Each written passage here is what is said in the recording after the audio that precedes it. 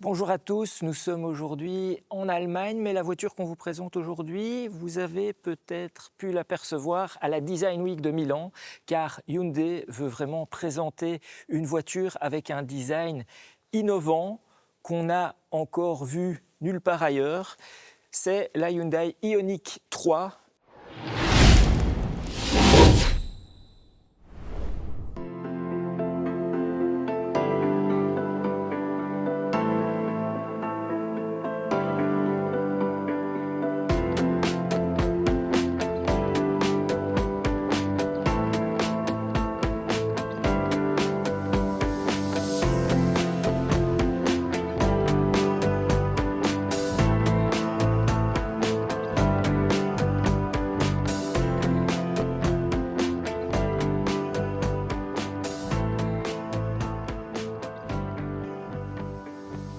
Hyundai nous dit que c'est une ligne d'aéro hatch et c'est vrai que quand on la regarde, on a du mal à la placer dans une catégorie, à lui trouver des concurrentes. Il y a des concurrentes du segment B, peut-être comme la R5 ou comme la future ID Polo.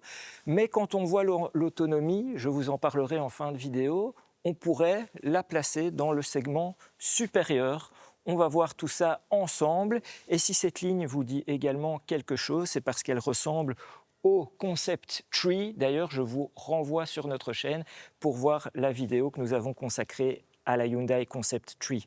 J'en reviens aux dimensions. En fait, cette Hyundai Ioniq 3, elle mesure 4,15 m de long. C'est pour vous donner une petite idée.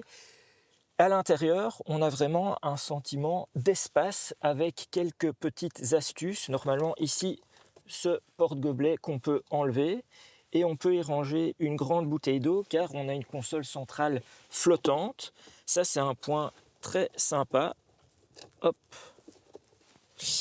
Aussi, possibilité de ranger le smartphone ici et de le brancher par en dessous pour le relier aux deux prises ici USB-C. Il y a également un chargeur à induction. Il y a aussi des rangements juste ici, donc il y a pas mal de côtés pratiques qu'on apprécie. Ici, on est sur un prototype, mais qui est quasiment fini. Et c'est vrai que certains matériaux sont un peu durs, ça on n'aime pas trop. Ici, un vide-poche central, encore très pratique. Position de conduite, elle est très sympa. On a un petit volant avec mes plans en haut, mes plans en bas, des boutons physiques, des boutons physiques également ici pour la climatisation. On a un tout petit tableau de bord, mais on arrive facilement à trouver la bonne position de conduite. Concernant le système multimédia, c'est tout nouveau, c'est la première Hyundai avec le système Pleos qui accueille Android Automotive. Donc il y a de l'Android qui se cache derrière, mais Hyundai utilisera quand même son propre système de navigation qui vient d'un autre fournisseur pour optimiser tout ce qui est itinéraire de recharge. Par exemple, on va voir à l'arrière si on est bien installé dans ces 4,15 m. Nous voilà à l'arrière. J'ai oublié de dire qu'il y a sur cette version N-Line, donc qui sera sûrement le niveau de finition haut de gamme, ou du moins le plus sportif, nous avons un toit panoramique. Hyundai a creusé un espace ici au niveau du toit pour la tête. Ce sera peut-être un peu juste pour les plus grands. Moi, faisant 1,70 m, c'est tout juste.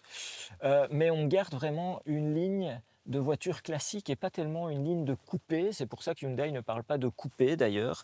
On a ici les aérateurs, on a deux branchements USB-C, un accoudoir. Et alors, dernière petite astuce, on peut régler les dossiers sur deux positions. Voilà, une position plus couchée et une position plus droite. C'est bien vu. Et dernière petite chose, on peut pas complètement, mais on peut quand même passer ses pieds en dessous des sièges avant. Et je vois aussi qu'on peut même avancer le siège passager.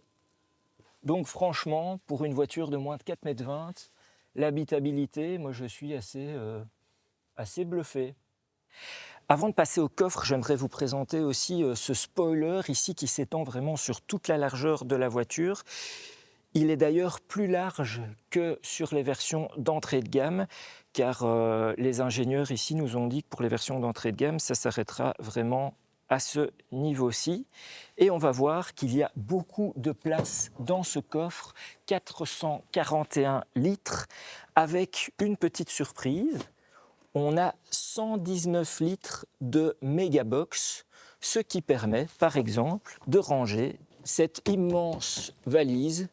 C'est assez bluffant, à nouveau, même si le nom Megabox, si vous pensez déjà l'avoir entendu ailleurs, ben c'est le cas. Ford, notamment, parle aussi d'une Megabox, donc le nom sera peut-être revu ou à revoir, comme vous voulez.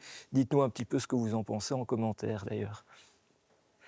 Ce qui est pas mal aussi, c'est que Hyundai a déjà pensé à des poignées traditionnelles, ce qui est plutôt bien pour la sécurité. Et je ne vous ai pas parlé des sièges, des relaxation seats, donc les sièges confort relaxants qui à l'avant sont chauffants et ventilés, et à l'arrière, on voit avec le petit bouton ici qu'ils sont chauffants également. On en arrive tout doucement aux motorisations et à l'autonomie. En fait, cette Ioniq 3, elle repose sur la même plateforme que la Kia EV2, qui est sa cousine. On a vraiment donc les mêmes batteries. Une petite batterie de 42,2 kWh qui permettra environ 335 km d'autonomie, même si c'est encore en cours d'homologation, et une grande batterie de 61 kWh qui permettra d'atteindre 490 km d'autonomie. On est sur une architecture 400 volts. Hyundai nous parle d'une recharge de 10 à 80% en 29 minutes environ. Et la recharge AC, donc la recharge lente, sera disponible en option à 22 kW. Concernant les puissances, avec la petite batterie, on aura 147 chevaux aux roues avant, car il s'agit d'une traction. Et avec la grande batterie, un petit peu moins, 136 chevaux. Cette Ioniq 3 sera produite en Europe, plus précisément en Turquie, avec un prix qui devrait tourner aux alentours des 30 000 €. Elle sera lancée chez nous à l'automne, si tout va bien dans ce monde avec le contexte géopolitique. Voilà un petit peu pour toutes les infos concernant cette Hyundai Ioniq 3. Dites-nous en commentaire ce que vous pensez de ce nouveau design, ce design original, aéro hatch. Et si ce n'est pas encore fait, abonnez-vous bien évidemment à la chaîne et n'oubliez pas d'activer la cloche. Moi je vous dis comme toujours, à bientôt.